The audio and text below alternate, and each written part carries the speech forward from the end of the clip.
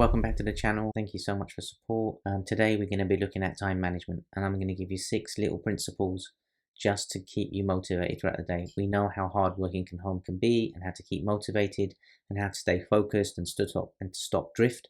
So what I'm going to do today, I'm going to give you 6 little steps, 6 principles that if you apply them on a day-to-day basis, you can keep focused and you can keep your productivity up, and you can keep your work-life balance in place. You can stop yourself feeling guilty. I know there's a lot of guilt when you're at work, you're at home, and when you're at home, you're at work, and your brain can't switch between the two.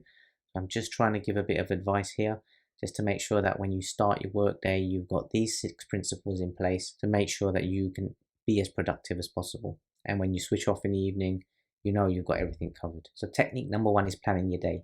If you spend 10, 15, 20 or even 30 minutes planning what you're going to do in that day, trust me, you'll be surprised how much time you actually save yourself during that day. Even if it's 10 minutes and you just make a few notes on a piece of paper saying, I'm going to do this, this and this, and I'm going to contact this, this and this person, and I'm going to respond specifically to these emails, or I'm going to prepare this presentation, you will be so amazed, because when you get those things done, you feel a sense of achievement. And if they don't get done, you still have a list of them there for you. So this leads on to point 2, and it's about specifying your goals. Before you're about to make a phone call, before you're about to send an email, try and just spend 2 minutes, maybe even less than that, 30 seconds or so, thinking, what am I going to achieve from this phone call? What do I want to achieve?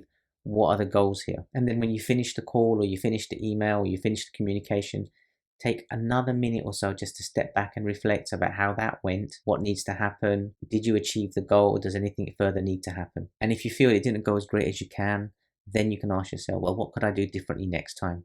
And these are the things that improve you on a day-to-day basis. So rule number 3 is really important. It's about getting the work done. So if you have to, and I know on the MS Teams system, you can put a do not disturb sign up saying do not disturb while you're working, which will engage your phone, which will lock you down for an hour or so you can get some protected time and do some work. I strongly advise doing this, otherwise you can get swallowed up and consumed with day-to-day runnings. And that leads me on to point 4. So this is about, you don't need to respond to everything immediately. When someone is calling, your phone's ringing, the emails are dropping in, you're getting direct messages left, right and center, you don't need to respond to it all. I have made a video about email management and the 4 Ds. Think about those 4 Ds, whether you can delegate it, whether you can delay it. Do you have to respond immediately to it, or can you just delete it? A lot of the time, you don't need to respond straight away. Leave it for later, and use your protected time to do those things. You can respond later, and you can put some time in your diary, going back to the start of the day, put some time in your diary. You know these things are coming up, and I'm going to respond between 1:30 and 3 o'clock to all of these queries. Put it in your diary, and people then understand your behavior, and then they start to understand how you respond. Number 5 is where I really think everyone can do a little bit better, especially when you're at work. It's blocking the non-work distractions. Now this is difficult when you're at home and working from home, because you've got lots of distractions, and you need to have an integrated way of doing this.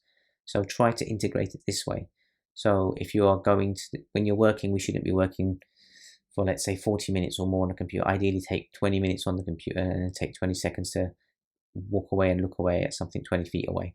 But more than that, you just need to get up and have a little bit of a walk, and that's when you can walk around and interact with your household if you're at home.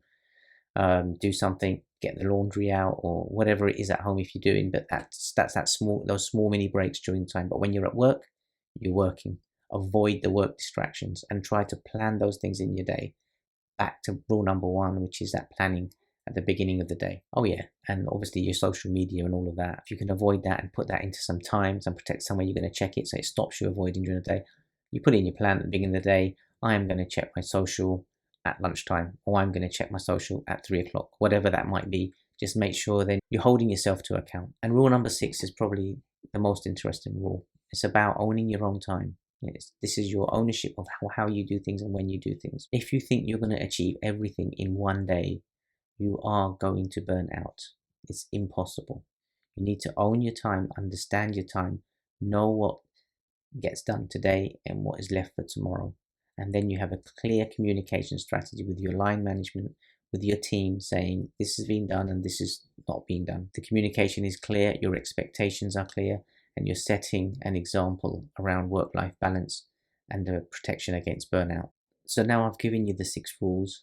I hope this is called my 6 and then my 9. Okay, so I'm hoping my 6 and 9 are helpful for you. Time management is so crucial, and I'm hoping this is going to really help, and I'm hoping this is really going to help everyone out there manage their time better. Hope to see you in the next video. See you guys.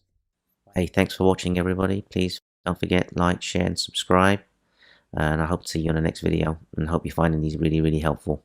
More to come.